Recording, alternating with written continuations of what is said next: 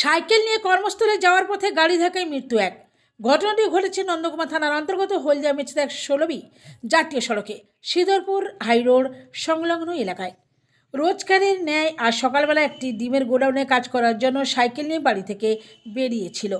Sridharpur high road আসার পথে পেছন থেকে একটি গাড়ি সাইকেলটিকে ধাক্কা মেরে পালিয়ে যায়। ঘটনাস্থলে এই ব্যক্তির মৃত্যু হয়। নাম প্রশান্ত ধারা, বাড়ি খঞ্চি, দক্ষিণপাড়া, বয়স ৪০। বাড়ির একমাত্র রোজগেরে তার এই অকাল মৃত্যুতে শোকাহত বাড়ির লোকজন সহ এলাকাবাসী।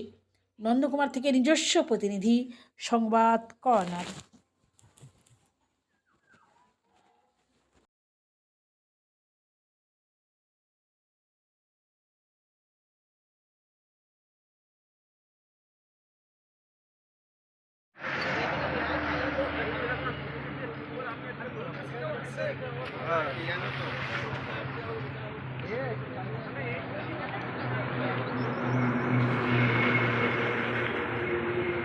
প্রশান্ত ধারা ডিম দোকানে কাজ করে।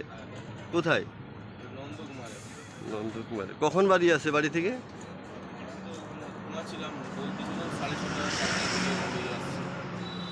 তারপরে খবর কে দিল?